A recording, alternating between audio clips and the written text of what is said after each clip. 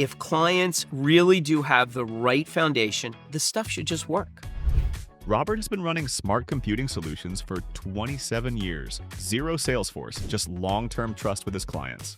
All of our clients know they can get us and they can talk to us. With a consolidated stack keeping costs lean and pricing fair, the business has grown 20% in the last 2 months alone.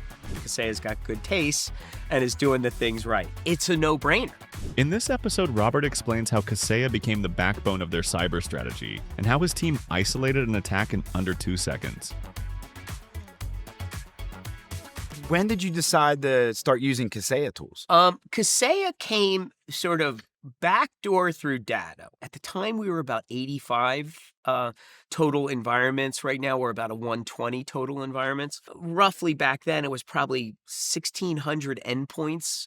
Right now, we're at about 2,400 endpoints. Kaseya became the aggregator of all the products we were using on an individual basis, which to me tells me Kaseya's got good taste and is doing the things right.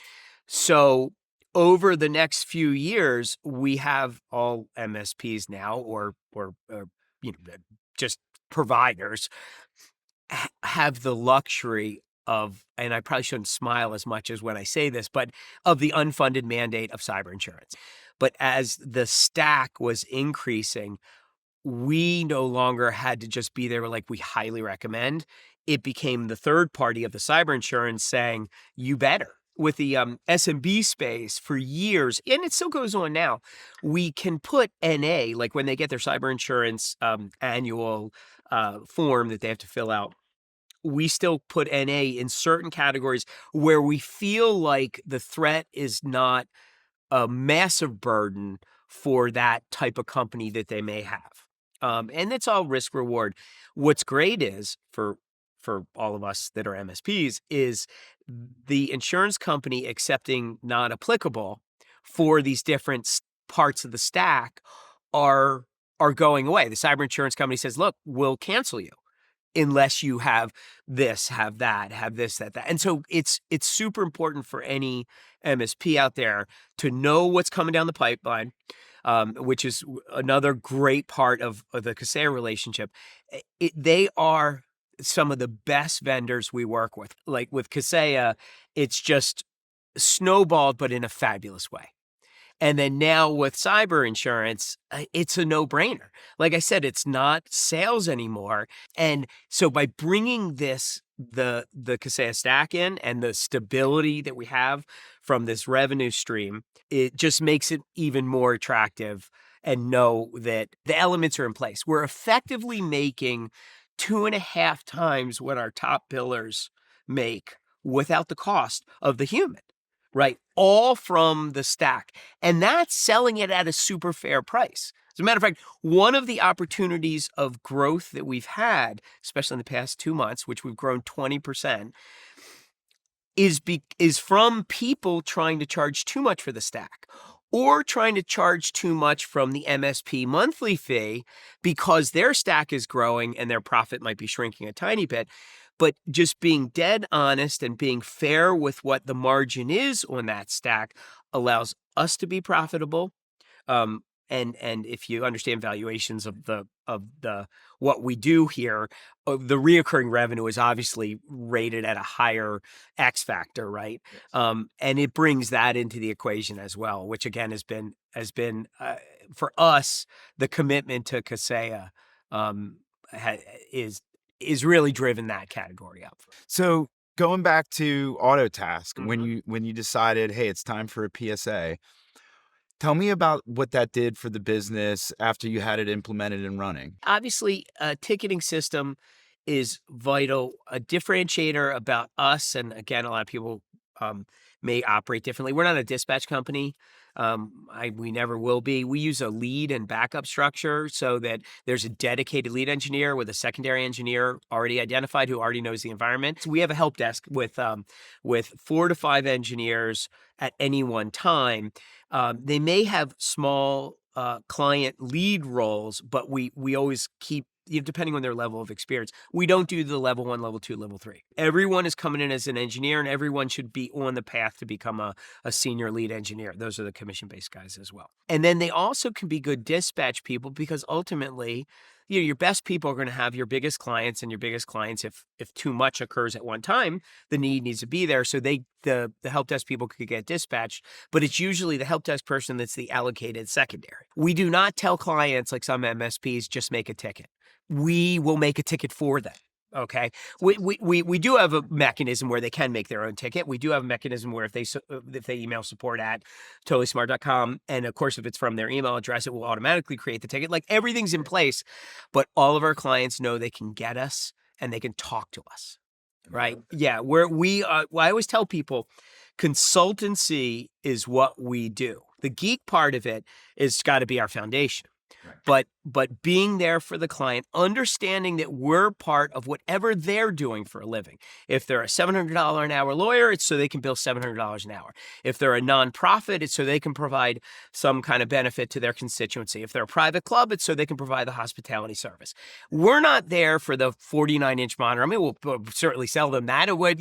We're there to make sure they're doing what and that's how all IT should be. It really should be like your carpet or your couch, if it's set up correctly, right? And don't get me wrong, you always have a hire fire. You always have someone who foolishly, no matter how much you spend on education, which is key, because obviously all the main threats, all the main things that have been going on, which really start off at scam, not really hacks, a scam hack, then turns into a blackmail. But the education part of that is vital. So there is always something that we can't control. I'm not saying it's perfect, but if clients really do have the right foundation, they have the right replacement cycle, they have a good education within their environment, the stuff should just work. So talking about your cybersecurity offering, can you tell me about a time where it saved the day for your clients? Yes, absolutely. We had a client, someone got in based on a sonic wall. Their SSL VPN got violated.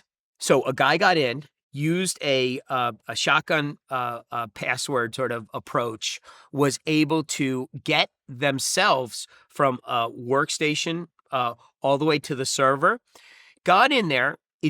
The second it started to exfiltrate data, it's going to a Russian IP, Rocket Cyber isolated it. Instantaneous within 1.5 seconds. We got a call early Monday morning. I immediately called Rocket Cyber, who helped us get all the breadcrumbs related, be able to prove what was touched, what wasn't touched, how long they were there, what they did, but more importantly, within about, I think it ended up being about 40 minutes of their first entry in, we were able to show them not every second, but everything that was touched. Rocket Cyber helped me build the perfect sheet for them, but most importantly, nothing bad occurred. And we could say it with 99.9% certainty.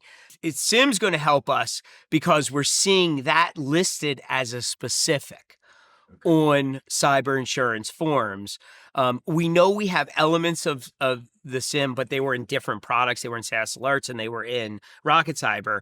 But now the SIM will now sort of be consolidating that, which again gives a better single pane for our engineers to do all the elements that we discussed related to the success we had with that environmental group, because instead of having to call Rocket Cyber to help them or to have them help us put all the breadcrumbs together, it will now be in a singular product from Kaseya. Do you have any other advice for MSPs? Do the right thing for the client. It will always pay by being just fair and honest, not taking advantage of the circumstances.